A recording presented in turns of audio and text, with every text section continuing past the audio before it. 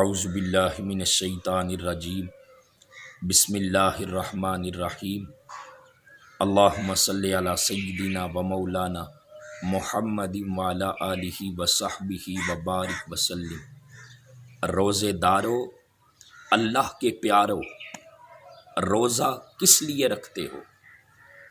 روزے کا مقصد کیا ہے؟ کیا روزہ صرف بھوکا اور پیاسا رہنے کے لیے رکھا گیا ہے، یا روزہ رکھنے کا کوئی اور مقصد بھی ہے؟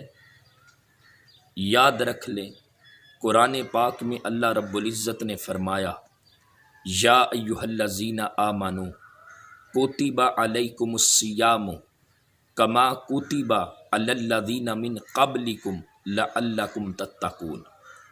اے ایمان والو، تم پر روزے اس لیے فرض کیے گئے ہیں جس طرح تم سے پہلے لوگوں پر فرض کیے گئے تھے، لعلکم تتقون، تاکہ تم متقی اور پرہیزگار بن جاؤ۔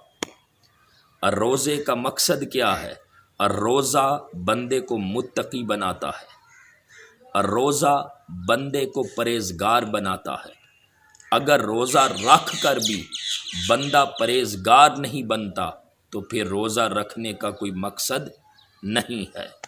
روزے کا مقصد یہ ہے کہ بندہ پرہیزگار بن جائے، روزے کا مقصد یہ ہے کہ بندہ اللہ کی نافرمانی سے باز آ جائے، روزے کا مقصد یہ ہے کہ بندہ اللہ کے رسول صلی اللہ علیہ وسلم کی نافرمانی سے باز آ جائے، روزے کا مقصد یہ ہے کہ بندہ ہر قسم کے گناہوں سے اپنے آپ کو بچا لے۔ جب بندہ اس طرح روزہ رکھ کر اس کے تقاضے پورے کرتا ہے تو پھر روزہ رکھنے کا مقصد پورا ہو رہا ہے۔ تو روزے کا مقصد کیا ہے؟ ہم لوگ متقی اور پرہیزگار بن جائیں، ورنہ بھوک اور پیاس یہ مقصد نہیں ہے۔ اور پھر حدیث مبارکہ کے اندر آقا علیہ السلام نے فرمایا، الصوم جنۃ، روزہ ڈال ہے۔ اب روزہ ڈال ہے، اس کا مطلب کیا ہے؟ پہلے زمانے کے اندر جب لوگ جنگیں لڑتے تھے تلوار کے ساتھ، ایک ہاتھ میں تلوار پکڑتے اور دوسرے ہاتھ میں وہ شیلڈ ہوتی تھی، ڈال ہوتی تھی، جس کے ذریعے دشمن کے حملے کو وہ اپنی شیلڈ کے ذریعے، ڈال کے ذریعے سے روکتے تھے۔ اب روزہ بھی میرے آقا صلی اللہ علیہ وسلم نے فرمایا ڈال ہے۔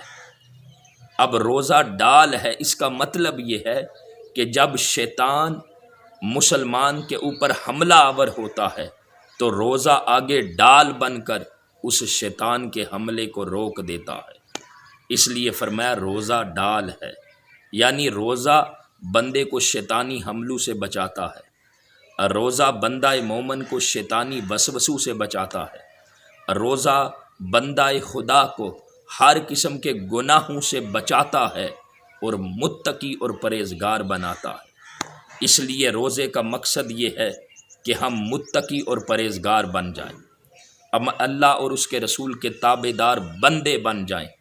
اللہ تعالیٰ مجھے اور آپ کو روزے کے مقصد کو سمجھتے ہوئے اللہ اور اس کے رسول صلی اللہ علیہ وسلم کی تعلیمات کے مطابق زندگی گزارنے کی توفیق عطا فرمائے۔